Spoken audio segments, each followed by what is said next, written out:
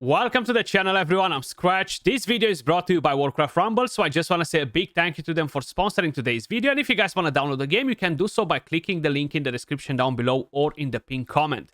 Today, guys, we're going to do a guide on the Gnomeregan dungeon. This is actually one of my most favorite dungeons in terms of bosses and mechanics. Now, I'm going to show you what deck I'm using, and we are going to use Tyrion as the main leader for this guide, and basically, this is the deck. Now, you want to have quite a few unbound units to allow you to take control over the mirroring stones and to be able to deploy your units where you want to. And this will have to do with the mechanics of the bosses. We are actually going to use the Worgen as one of the unbound units. I don't have this mini leveled up too much, so I might have to swap him in for the Quillbore at some point. We do have the Safe Pilot. In terms of talents, guys, I have the Cloaking Device on it. I do have the Fire Elemental tank. I do think that 4PV is one of the best tanks in my opinion. Very good cost, deals a lot of damage, and dealing elemental damage in this dungeon is actually going to be a plus in my opinion. We are using as well the Pyromancer, very, very solid. It will deal a lot of damage versus some of the enemies that we are going to encounter. I am using the Harpies to help me take down some of the enemy tanks that they are sending our way, especially on the third boss. And we are using the Troll, very good range unit, heals itself. That's kind of like one of the main things that makes me love this mini. I'm not using a spell this time around. I feel like it's not a necessity, to be honest. And let's dive straight into the dungeon. We are going to go with Tyrion for this guide, but I will have to take all three of the leaders in this dungeon because all of them are actually pretty good. So let's crack on with the very first one. Choosing your relics, guys, again, is going to be very important. You do need to keep an eye on how many units you have from the same family. So my Alliance minis will deal increasing damage back to their attacker for each other Alliance mini nearby. You got to keep that in mind if they will be in close proximity. Your minis costing 4 or 5 gold deploy with a shield. And you have allies near your towers, barracks, and mirroring stones are periodically healed. You're not really going to be in a situation where you're going to require this buff right here. So I'm gonna probably stick with the reflective chain. And this is the very first boss. It does have a pretty interesting mechanic. You will have to basically take control of the middle mirroring stone and then take control over the shields. Basically, these side areas will drop a shield.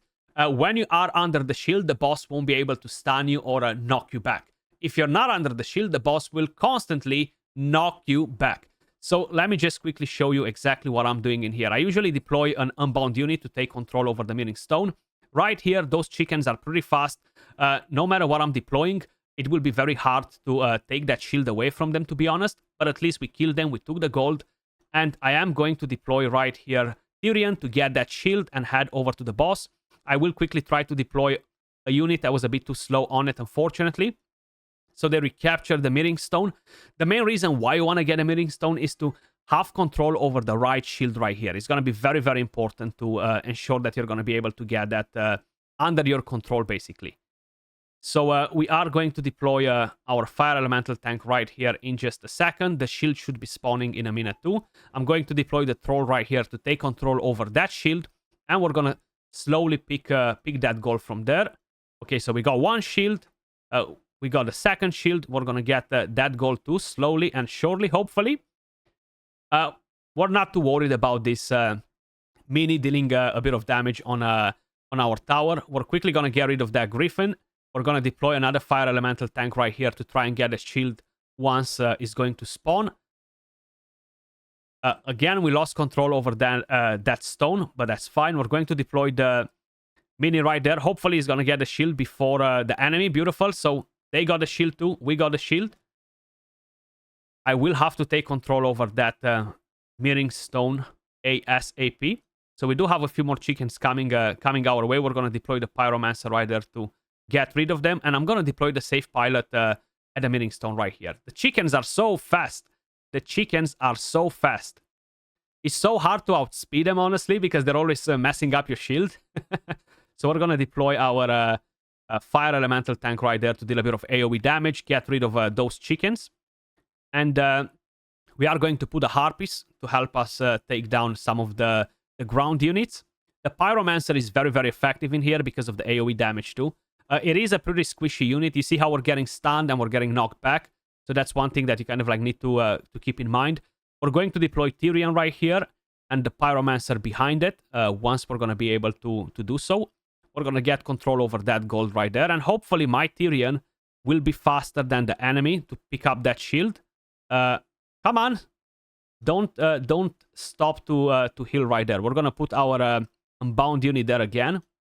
You see, when the boss is throwing in the gauntlet, all of my minions that are getting hit are getting basically stunned and knocked back. So my miner actually got the shield right there, which is not a big problem. The Pyromancer is definitely a pretty helpful unit in this dungeon, and it will be more effective versus the other stages, where we're going to encounter different types of tanks, you know. So the boss will slowly go down. Let's pick up that gold. We have the Harpies, which will be able to pick, hopefully, the shield from there if it spawns. The Griffin just picked up that shield, unfortunately. And I thought that I deployed my tank at the Mirroring Stone. For whatever reason, it got deployed at my base. Maybe I misclicked it. So we're going to put the Unbound unit to take over the shield right there. We're going to put some Harpies in here to take down the Griffin and assist us a little bit. We're going to put Tyrion in there as well.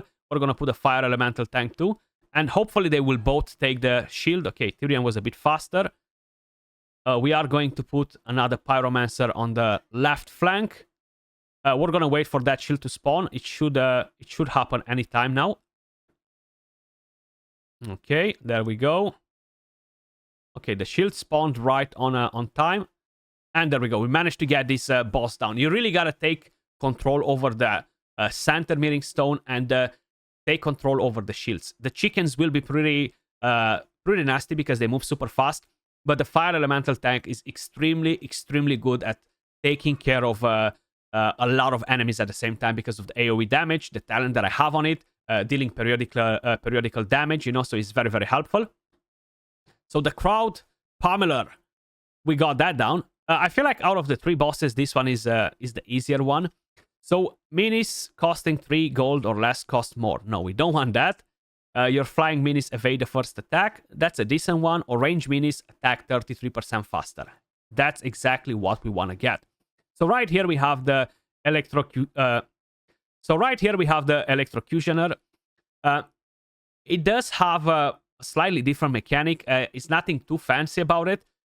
You will have to take control over the towers, especially the left tower. I do tend to go through the left side, but that's mainly because that's where most of the enemies are coming in first from. So I am waiting for the tank to be able to deploy it. I will try to put a Harpies to go and enforce my troll right there and hopefully take down the enemy. And right here I will deploy the safe pilot to take down that Griffin. Okay, we managed to take it down on time. We captured the tower. Okay, right here we can deploy the Pyromancer to quickly take down the enemies. We're going to deploy our miner to pick up some gold. We suffered quite a bit of damage this time around. You gotta make sure that doesn't happen too often either. And from here on, because I have control of the left tower, I'm gonna be able to quickly push on the boss, you know. So we're gonna deploy some Harpies too. The boss will deal quite a bit of damage, AoE damage too. Harpies are not very effective versus this boss, to be honest with you guys. Let's pick up that gold with the safe pilot. I do have one enemy coming my way, so I'm going to deploy the... Actually, we have multiple ones, so we're going to deploy the Pyromancer. And Tyrion, if we are going to be able to do it on time. There we go. So we want to take that troll down as fast as possible. We are taking quite a bit of damage here, which is fine. It's not the end of the world. Again, we're going to deploy our tank. The boss is pretty low as well. I will have to be a bit more careful on the way I'm deploying the troops once I'm gonna go to the higher levels, because it will be a bit harder. I don't think I'll have enough damage to take the boss down on time, so I'm gonna deploy the Harpies. Okay, we managed to get the boss down fast enough. If you deploy the tank and you deploy the troll behind it, the boss will be busy dealing with the tank, and the troll can actually easily take the boss down. The fire elemental has a good amount of HP. At least I am using one that's leveled up quite a bit, which is definitely very helpful for me. That's why I'm always telling you guys, make sure you are prioritizing a deck. Always level that deck up higher and higher. That will allow you to push higher on the campaign as well. It's very, very important. It does make your life easier and make some of the stages usually much easier when you have a few high-level units in it. Playing your leader summons 2 Defiance bandits. That's actually helpful. Deploying an Unbound mini grants 1 level to nearby allies. And this will teleport back. Now, we don't really care about their health right here. What we do want to have is have more units on the map. This boss has a very unique mechanic, and I'm actually a big fan of it. Basically, you're going to have orbs spawning on the map, and you gotta damage the orbs to deal damage to the boss. That's the main thing. And you want to have a lot of ground units. Flying units are pretty irrelevant to deal with the orbs, but they will be very helpful to deal with the enemy troops that are coming your way. So right here, I'm going to deploy Tyrion. You see, we have a massive lava tank coming our way, and we want to take that tank down quick. Now, the Defiance bandits help us to stun them, which is very, very helpful. I'm going to deploy the Pyromancer right here. I tend to deploy the units towards the back of the map, just to ensure that whenever the orbs are spawning, I will have control over it, and I'm going to be able to take them down fast, you know? So we have the Pyromancer, we have an enemy troop coming our way. I will deploy the Unbound unit right there to see if we can take that enemy down. Unfortunately, he took the orb before we did, so the bomb actually hit our tower. So basically, that's the mechanic. I think it's a pretty cool mechanic for this dungeon. I'm a big fan of it. I'm a big fan of this mechanic. We're going to deploy the troll right there. The Pyromancer is still going on. We can deploy our miner to take that gold from there. Range units are very effective here because you're going to be able to knock down all of the orbs from a big distance, while the ground units, the melee units, will basically move from orb to orb, but they won't turn back for the other orbs, you know? So that's why having some range units is great. Having elemental damage in here is going to be massive versus all of these units coming your way. There we go. We do actually have the tank turning back for us. The Pyromancer will absolutely demolish the enemies here. But it does have low HP. We had no tank to protect it, unfortunately. And we almost took this boss down as well. I think it's a pretty cool mechanic. Let me know in the comments down below. What do you guys think about the mechanics for this particular dungeon? I think it's a pretty awesome one. Out of all of them, this is my most favorite one. And I gotta be honest, it's not the hardest one either. The mechanics are pretty straightforward. It definitely makes your life easier if you manage to control the enemy troops and take control over the orbs, take control over the meeting stones, etc. You are going to be able to basically do a GG's. And yes, from here on, we're basically going to work on the auras for our leaders. I should be able to do quite a few more levels on this one. The levels of my actual leaders for the Alliance are not too high. They are like 16, 17, so it's going to be a bit more painful to get the job done. I'm going to go with the Unbound, take it to gold, and that's it. I should be able to easily do 2 more levels, to be honest with you guys. But that's it for today's video. I just wanted to do a guide on this dungeon. I have 3 more dungeons to cover, plus we're going to have a new one coming as well, which I do want to cover too in a different guide.